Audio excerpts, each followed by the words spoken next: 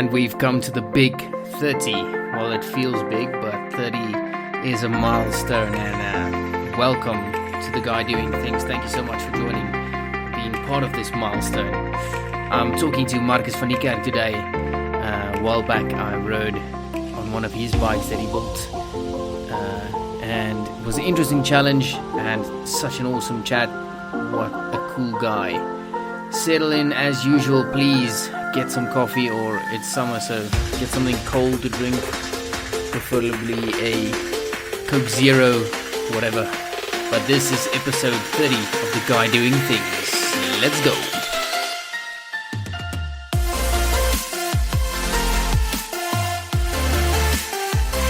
And very fittingly, this episode is brought to you by Simple Sam Bike Company. Go check them out on Instagram, Simple Sam Bike Co. or simplesam.co.za. Let's get into it.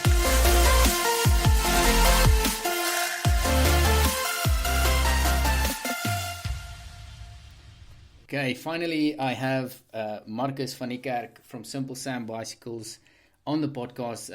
We've been trying to get a few dates settled, and luckily it's the new year and we got some time. Markus, welcome to The Guy Doing Things. Thank you so much, Thornton. Appreciate the opportunity. Awesome, man. So just quickly before we head into what we did and how our paths crossed, just tell us where you're from, what did you study, and what are you currently busy with? Cool. So I'm originally from Pretoria. Awesome. My parents, my dad was, he's from here, and my mom, when my dad went to go and specialize in the UK, he met my mother. She worked there for him, and he brought her back, and she's been in the country now for about 42 years. She's from Ireland. Awesome. And my parents are still around, still working, doing their thing. And as I said, I was born and bred in Pretoria, and went to Pretoria Boys High School for high school, if I can call it a career. Then I started studying at Tux. I started studying human movement sciences. But about 10 months into my studies, I told my dad, I said, I'm sorry I've wasted your time, but I'm definitely not one for sitting behind a book and studying things and writing tests after. I find it way too stressful. And I started working and haven't looked back since. Since then, I've been in the insurance industry. I was in the insurance industry for 10 to 12 years, more or less there. And from there, I basically switched over from something which I suppose I was good at in the form of marketing to something I was really passionate about, and that's in the form of sports coaching. So I'm passionate about sport. I'm passionate about people. And obviously sport, or cycling being a sport, the same month that I started coaching, or my coaching career, I also started Simple Sam Bicycles. I'm sure we're going to touch more on that topic a bit later, but definitely, that was October 2013. So haven't looked back since, and life has been peachy since. Awesome. Now, let's dive into the Simple Sam topic. I was browsing on Instagram, and this just popped up, and I thought, what a cool design. And I just started going on your website and playing around there, and I thought, this is such a cool new swing on bicycles. I mean, and I don't mean this disrespectful anyway, and I think that's what you're going for, but it almost seems like you're not even trying. You're just building bikes and selling them, and that's it. And that's such a cool look. It's so clean, it's so plain. I love it. So where did the whole Simple Sam concept come from? So when I was still in the insurance game, my wife and I she had her job and I had my day job, if I can call it that. We basically did what we needed to do on a daily basis, but Friday afternoons we'd walk from our house in Menlo Park in Pretoria. We'd walk to our favorite coffee shop, have a coffee, maybe even a naughty scoop of gelato before on our way back home. And basically we stopped at our favorite pizza shop, and then we'd walk back home from there. Yeah. And then one thing led to another, and I told her one day, I said, you know what would be fun is if we could have a cool bicycle to ride instead of just having to walk the whole time. Yeah. I'm a big fan of the European lifestyle of, simplistic, efficient systems and a way of life as well. Yeah. And basically, with that in mind, I said, listen, let's start having a look for like a good-looking, affordable, durable bicycle, and then hopefully, if we can do this little Friday afternoon outing of ours on bicycles, it would be even better. Yeah. So we started doing the homework. Couldn't really find what we were looking for. Only could find international brands, and so one thing led to another. Started searching for different manufacturers and factories and whatnot, and that's how the concept was born. My wife's the creative one. She came up with a name, Simple, referring to the simplicity of the bike, and SAM is an acronym for single speed aluminium mobility, but it can also be seen as a male or female name. Yeah. And that's how the concept was born. She also designed the logo. Needless to say, for those who've seen it or those who are going to see it, it's an S, A, and an M. Yeah. Obviously resembling Sam. Yeah. And the whole idea behind the brand is to, I'm a big believer in, people tend to overcomplicate things in life. It's also the underlying and very clear message that we want to try and send out is that I did a little write-up on our website. It says, take a look around. Life has become so high-paced and tech-driven that we forget what real living is all about. We underestimate the meaning of true freedom and what it really means to be free. And we at Simple Sam Bicycles, we do just that. We get back to basics and really start enjoying the simple pleasures in life. As simple as getting on a bicycle and just pedaling without a destination, no goal, and just pedal. Be different, take risks, and taste to freedom.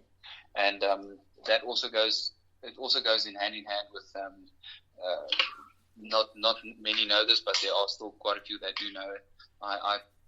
In 2006, I lived life like a rock star, and ended up in rehabilitation for about 7 months with quite a severe drug addiction. And it just realigned my views of life again. Yeah. And that's when it comes to, again, sitting back and enjoying the simple pleasures in life, because we tend to overcomplicate it quite a fair bit. But needless to say, that's how Simple Sam was born. I'm very blessed to have my wife. She's a creative one, so she makes everything look super cool. Yeah.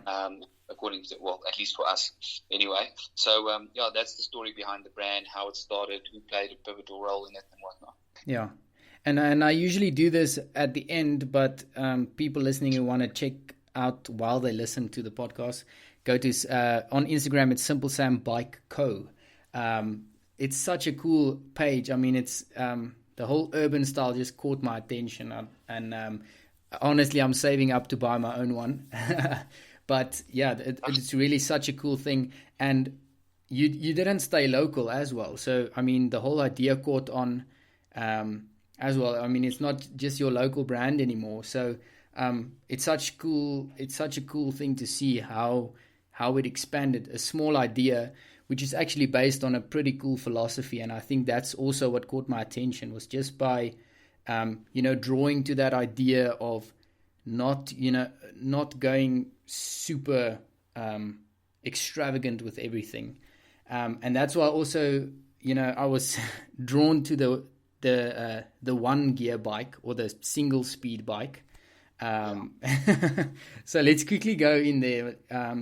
I just want to ask you, and this is not to put you on the spot, but what did you think when this random guy messaged you and asked you if you can do 200 kilometers in a single speed bike? Did you think, oh my goodness, this guy's weird? Or No, not really. I must say, I'm always up for anything that seems semi-adventurous. We do. It's not an annual thing. Whenever we feel like it, we just send out we just spread the word, and we've got what we call a stampede. So obviously going off the word stampede and Sam. Yeah. And it's basically a 180 kilometer loop around Pretoria, and it's all fun. 99%, if not everyone's on Simple Sam bikes. And when you contacted me saying you want to do a 200k ride, look, I definitely knew it was possible.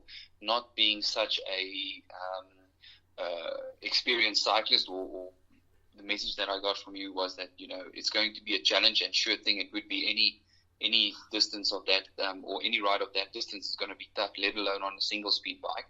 But I mean, it was awesome that you or that we were approached by yourself, and like I said, I'm a big fan of living life to the full and also being adventurous while you do it.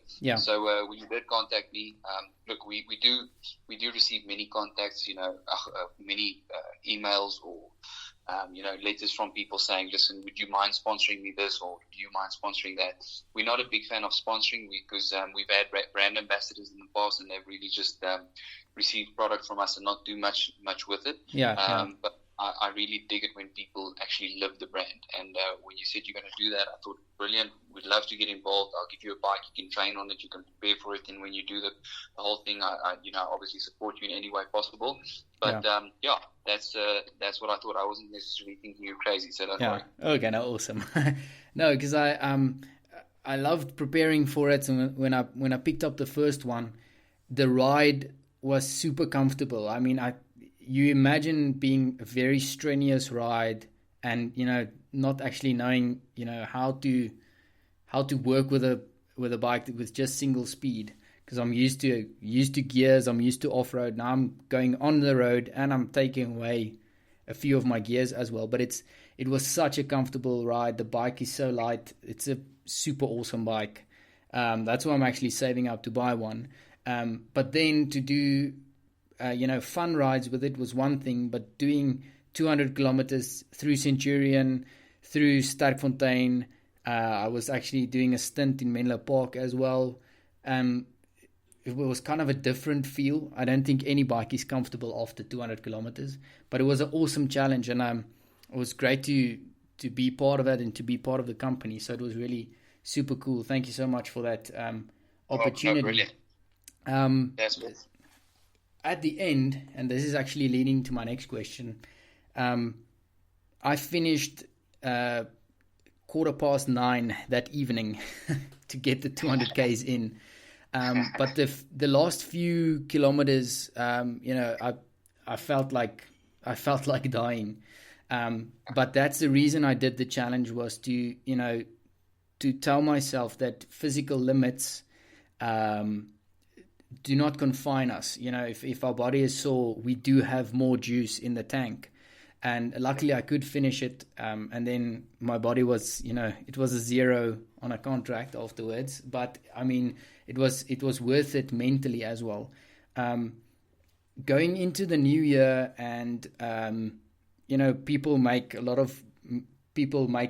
a huge bucket list at the beginning, and they try to, do as much as they can. But how do you take on a new year when you go through physical challenges, and how do you, put goals for yourself then? How can you motivate the people listening to it to take on similar? I'm not saying doing 200 kilometers in a single speed bike. I wouldn't wish that on anyone. But any physical challenge, I mean, people listening to this, most of them are attracted to the adventurous lifestyle. How do you plan on taking on a year in terms of physical challenges? So, I mean, it's a good thing to ask. I'm a big fan of people. Basically, there's a saying that goes that life happens outside of your comfort zone. Yeah. And although I hate cliches, it's very true. It's only when you've got your back against the wall that you truly need to dig deep, and that's when your strengths, or your weaknesses for that matter, surface. And where you can almost hypothetically look yourself in the eye and say, okay, well, this is what I need to do. Well, this is what I set out to do. Am I going to do it or not?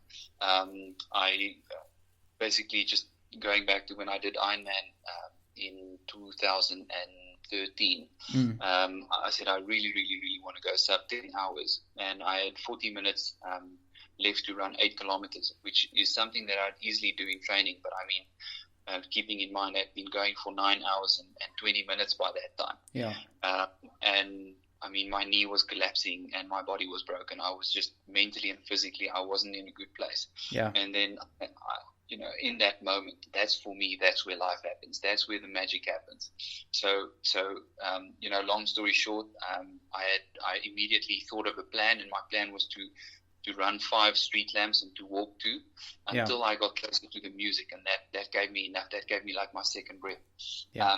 But back to your question, if someone really wants to challenge themselves, you need to ask yourself, why do you want to set that challenge? Because if you don't have a why or a purpose, I can guarantee you that the chances of you successfully doing that, if it's to please other people or to let other people seeing what you're doing, I can guarantee you the chances of you being successful, sure, there is still a chance, but I don't think the satisfaction or the sense of achievement will be nearly as much as you doing it for yourself. Yeah. So you need to do stuff for yourself in the first place, and then secondly, you need to find out why you want to do it. And if it's something that scares you, even better. Then I'd say really go for it. Because for me, let's go back to the cliche. Life really does happen outside of your comfort zone. Yeah. And that's an awesome thing to hear, and such an awesome piece of advice. Thank you so much. Someone who actually did an Ironman, and you've done many, many more. I mean, when I heard your list the first time, I was like, oh my goodness. It's something I aspire to do, but it truly does start with the first step. I mean, we can open up the whole book of cliches, but your company and what you personally are doing is an embodiment of all of those things, and I truly admire it, and I'm sure the people listening to will also admire it, and your story as well. Thanks for sharing it with us. Perfect. If you're listening to this, go to simplesam.co.za. They have the coolest bikes there that really won't break the bank. I mean, it's super cool bikes at super cool prices as well. And Markus, thank you so much. May this year be awesome, and may you crush all your goals. Thanks for talking to me, and thanks for being part of one of the big challenges that I've done, so that I can go out and push myself, and I truly did. And it was an awesome ride. It's 200 kilometers that I won't take back for anything. But yeah, thank you so much for that opportunity. It was awesome. No, it's a big pleasure, and thank you so much for doing it on one of our bikes, and I'm sure our paths will be crossing soon again. Definitely. Thanks so much. What a legend, what a story. Super cool. If you haven't checked them out already, please do so. And also, as usual, thank you for tuning in to the 30th episode of The Guy Doing Things. We'll catch you on the next episode. Until then, keep it fresh, keep on challenging yourselves. Until next time, goodbye.